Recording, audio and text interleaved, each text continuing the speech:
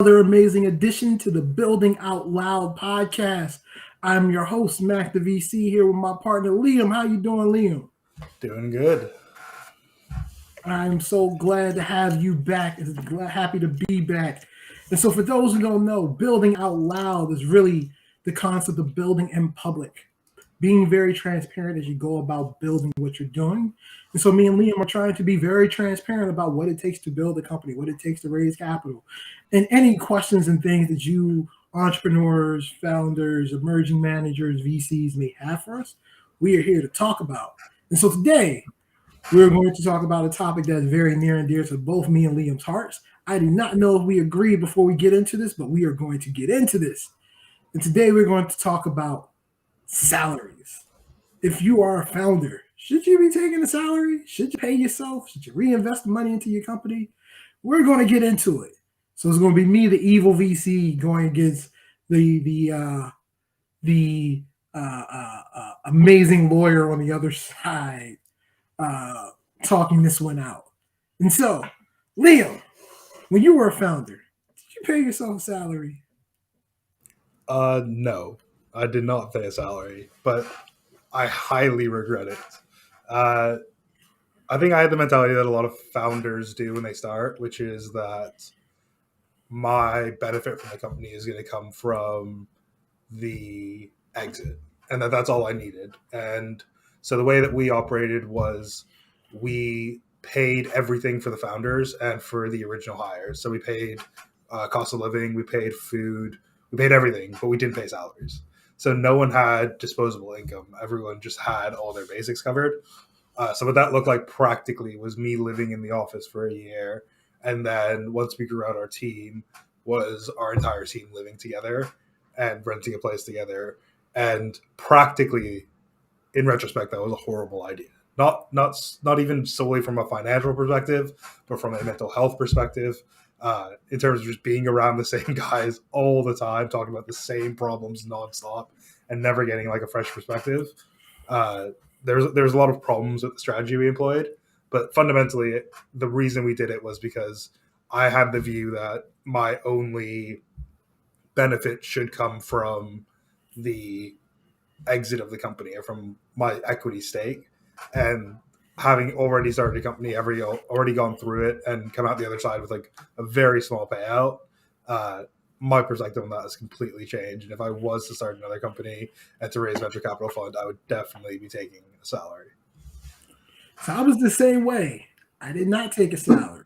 And even when, and we didn't make money for like several months. And when we got our first bit of money, we did the same thing you did. Was we as a team paid off our expenses, but had no like didn't give a salary, so there was no disposable income. What that looks like practically is, when I started my first company, I've told this before. I had a six-figure job, a four-story townhome, three cars, and a fiance. And 4.5 years later, when we sold that company, I had a car. Um, and so, yeah, to your point, like I didn't feel like everything I was supposed to get was going to come from the equity of the business, but I knew paying myself wasn't the most important thing early on. But there comes a time where there should be a transition, and you probably should start to pay yourself. Do I think you should pay yourself early on, day one? Probably not. Do I think you should pay yourself when you raise a friends and family round, like something like 500,000 or less? It's debatable.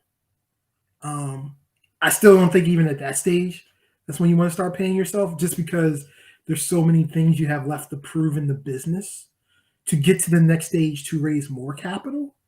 That if you take some of that money away from the business and spend it on yourself, that's fine.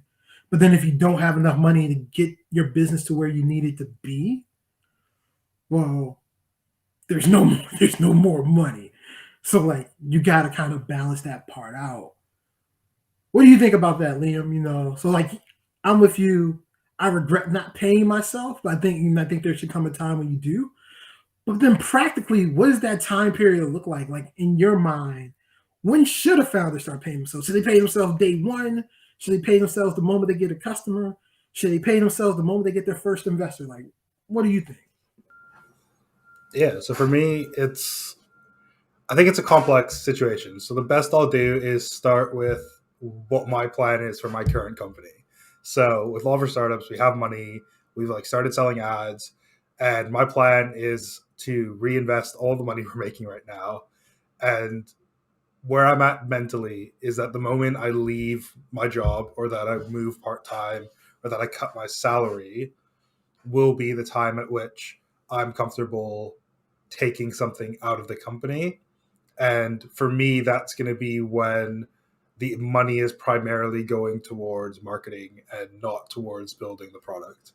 So when we get to a point where I feel like I've built the product out, I've got what I want to sell, or at least the MVP of what I want to sell, and money now is going towards customer acquisition. So it's all about a dollar in to get, $1.50 or $2 in revenue.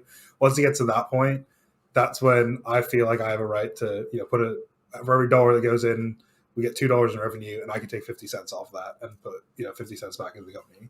Like that's the stage where I am ready to take money out of it. And the reason for that is I think that that's also the stage where my equity has been earned by the risk I've taken to get to the MVP and to get to the point where we have customers coming in and to get to the point where there's like a baseline sustainable business. And at that point, I think that I deserve to be paid for the work that I do and for the time I'm investing and everything else that I do moving forward from there. So that's the way I'm approaching it right now, and I think that that's fair both to me as someone who could be earning like a few $100,000 a year, who's decided to start a startup. I took the risk. I've worked for like 2 years to build a list of like 45,000 people. I've taken the risk. I've earned it over the last 2 years to have the equity stake that I have. If anyone wants to invest at this point, they need to pay for the work I'm going to do moving forward, because I think I've already earned whatever equity share they have. They're buying into their equity share, whatever cash the company has. I think everyone should sort of take their salary based off what they're contributing moving forward. I think that's a fair way to go about it. Of saying like, hey, I'm gonna start taking a salary once the capital being spent on business is no longer being spent on development of the product, but on customer acquisition. I can get with that. I don't know if that works in every business case, right? And I don't know if you should be taking a salary before you start generating real revenue, right? Now, and that comes to the question of, okay, how do I think about it? And I would say you start taking a salary when it makes sense for your business, right? If you have a physical product that's very capital intensive, it may take you longer to start paying yourself a salary than if you have a B2B SaaS product. Just is what it is, right? Um, but then how much should you be paying yourself? Very rarely is the CEO of a startup the highest paid person in the company. Very often, your highest paid person early on is going to be some engineer, and then it'll probably shift to your salespeople, right? The ones who are going out there getting sales. It usually takes years before the CEO of a startup is actually the highest paid or one of the highest paid people in the company. Do you agree with that, Leo? I think it comes down a lot to what your skill set is and what you're contributing. So I still really much take the approach that everyone kind of combines all of this into one. It's like you're a founder, you're a CEO, you've raised venture. Like, how do you get compensated for all of that? And I don't think that's the way of looking at it. I think the way of looking at it is that venture capitalists get a percentage of ownership in the company because they're putting capital at risk. Founders get a percentage ownership in the company because they've put their career opportunities at risk. Like, they've foregone, many of them are very, very smart people, could have made hundreds of thousands. They've foregone that job. They've taken a risk with, the fact they might not earn salary for years. Some of them loan money, put money into the company. Like, that risk is what earns you the 100% to start with. And then, down from there, depending on who joins you and, who you bring on board. So I think that there reaches a point, And definitely Series A is the latest stage where that point happens. And that point is where everyone has contributed their risk. The capital of the company represents the risk you've put in, and everyone should be rewarded based off the job that they're doing from that moment forward. So the CEO isn't always the most important person once you get to the Series A stage. A lot of times, the only reason the founder is the CEO is because he was the founder. And I think at that point, as a founder, you should recognize like what you're contributing, what you bring to the company, and how potentially replaceable you are, how potentially replaceable your skill set is, and you should get paid based off what you're actually bringing to the table from that moment forward. So I think this entire idea of like founders should get more, founders should get less, or like founders shouldn't take anything, I think that's the wrong way of looking at it. Forget the fact that you're a founder. The fact that you're a founder is the reason you have ownership. The fact that you're the CEO and the pay that you're going to get for being CEO should be based off the job you're doing as CEO. And fundamentally, let's say someone like me, if I'm running a high tech company and my skill set is in finance and law, I'm going to be way less important than the first, probably three, four, five, up to maybe like 10 engineers. So like there's a good chance that until we get to like a Series C or Series D, where the company is well established, there's no one engineer or one salesperson who's driving the company forward anymore. You've got teams in place, you've got systems in place, and it's my job then to manage those systems and those teams, which are fundamentally what the company needs to operate. At that point, I deserve to be the highest paid person, assuming I'm doing that job very well. But like at the Series A stage, the company will probably do worse if our lead engineer leaves than if I leave. And that's like a hard fact to swallow for many CEOs, especially non-technical ones, who might have founded a company, might have all the equity, might have given a very small share to someone who came on, at the later stages. But that person is still far more important to the business, and therefore they should get paid more. So I think that's just a different way of thinking about it than the traditional way. Is I think that you really need to separate out why you have equity and why you have salary, and base your salary on your skill set, and base your equity on the risks you've taken. Viewpoint. I can appreciate that viewpoint, but I don't know if every founder deserves to be the highest paid person in their company at any given point. But I think it all comes down to the financial situation of your company, right? If you paying yourself a salary is negatively impacting your company, it's probably a problem, right? And that'll change and be fluid as the company grows. But then on the flip side, because you are CEO and you're saying you need to strip out your salary from your equity, I would contend I get where you're coming from, but when rubber meets the road, you as a CEO have to make those hard decisions. And so, especially in like times like now, money's tight, things are difficult, raising capital can be harder. If you need to stretch that money out, yeah, you may need to lay some people off and things. But this is one of the first people who should be getting their salary slashed and probably slashed the most. It's the CEO, because you do have that equity, where some of your employees may not, or their equity stakes is far less. And so you need to incentivize to make sure they stay around to get whatever needs to get done so the business can get to the next step. And so that might mean you need to cut your salary, or you might have to forego salary completely. I actually have a company in my portfolio where the founders just split because money was getting tight. They needed to extend their runway. And one founder was like, all right, well, let's forego paying ourselves salary for a while. So we make sure we keep the team around. And one partner didn't want to. That fundamentally split the company, right? What do you think about that, Leo? This is going to be my point of view, which is going to upset every VC, but this is the way I would go about it. I think if you're in the current economic situation, you are struggling to pay your bills, my first thing I would do as CEO was go to every employee who had equity participation and ask them all to take a small salary cut. because I think all of those people have an incentive for the company to survive. They're better off losing 20,000 a year this year and having the $1 million exit in like a few years from now if the company's able to survive and get through this rough patch. And I think a lot of them will see that perspective, and a lot of them will appreciate that, and they'll be willing to do it.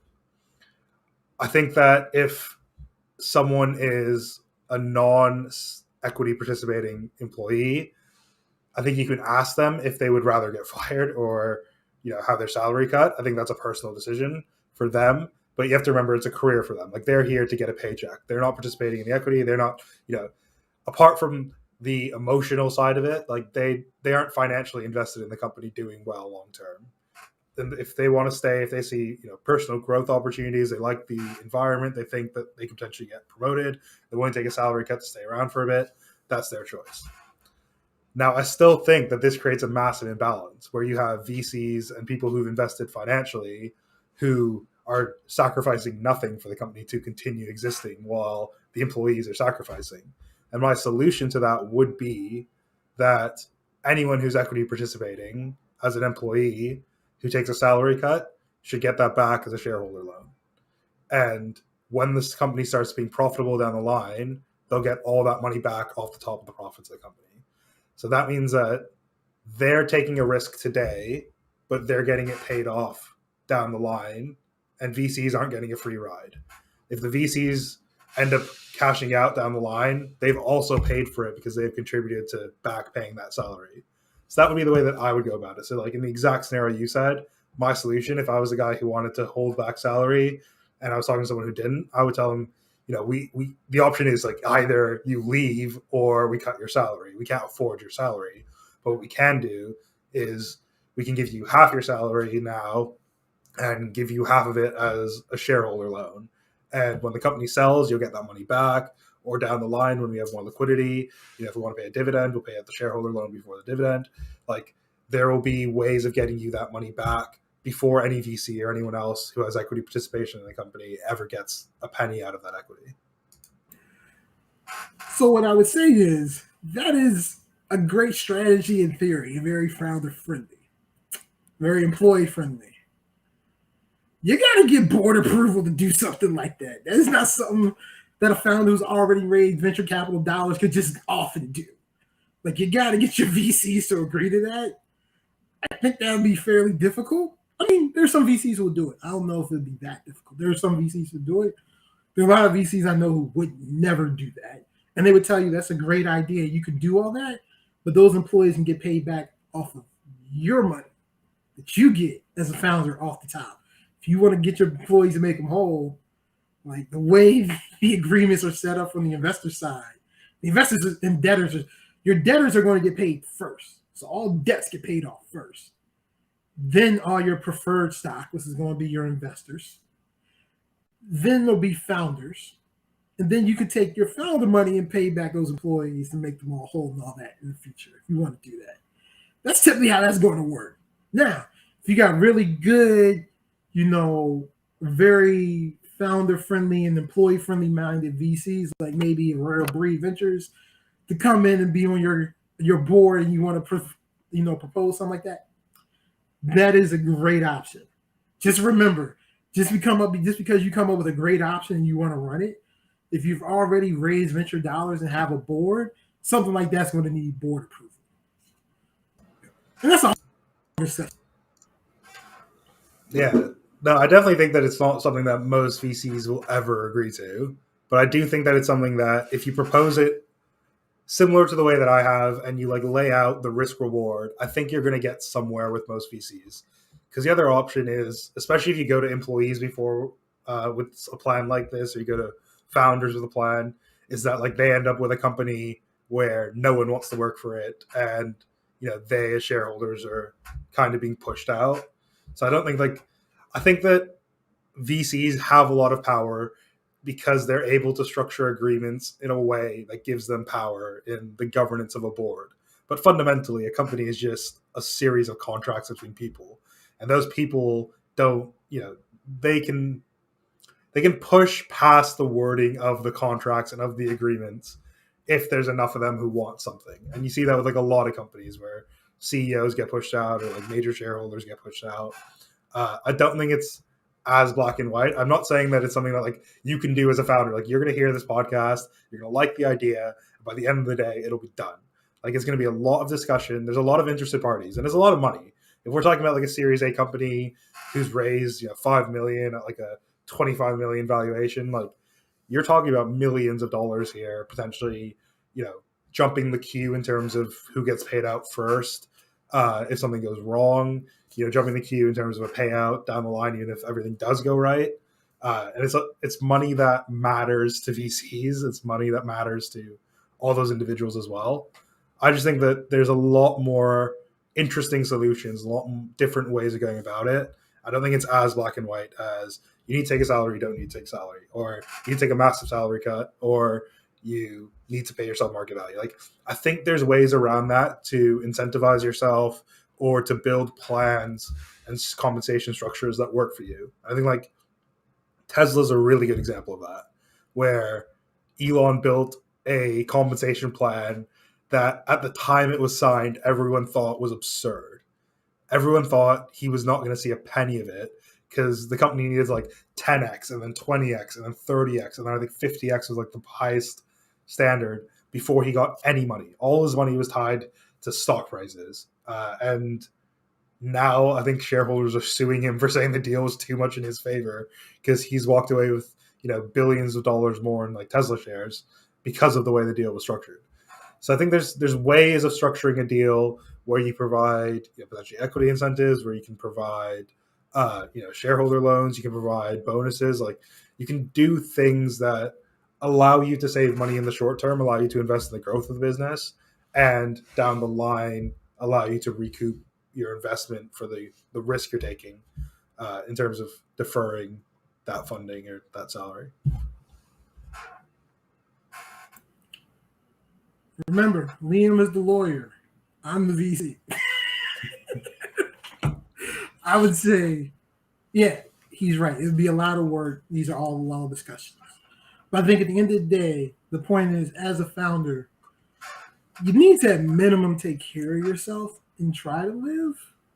But when it comes to the money, when you start paying yourself, you really have to think, from my perspective, about not just how it impacts you, but how it impacts the business.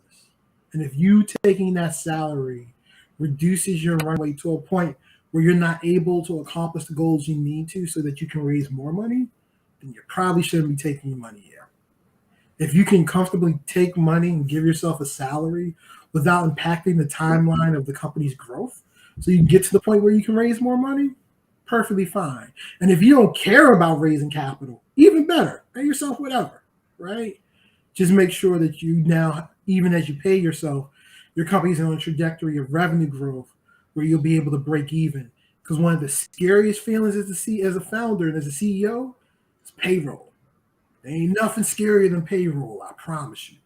And if you can't make payroll because you and your co-founders are paying yourselves too much, it's going to be a completely different feeling. Yeah, I think like one thing that we're ignoring in this conversation, or that we kind of overlooked, is there's a big impact in terms of the promises you make in the early stages. So while I am saying that you should pay yourself and that once venture capital comes in, you should get what you're worth, and based on what you contribute, you should get salary.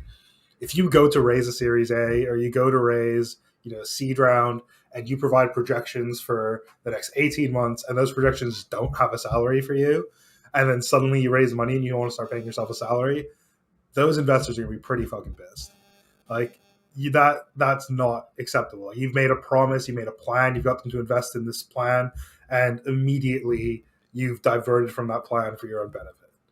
So there's an aspect of it in terms of what you've agreed to do, and that includes co-founders. Like a lot of co-founders will agree at the early stage, like we are not going to take salaries, or we're going to take deferred salaries. Like when we started our business, we had an agreement that even if we raised, there was a certain salary we would take that would continue living together, that would continue splitting expenses. Like we all wanted to make sure more money was getting back into the company.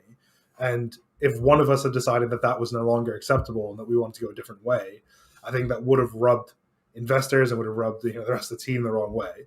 And the same goes for employees. Like if you're promising employees stock options, you're promising them raises, and then suddenly you're taking a massive salary and you can't give that to them.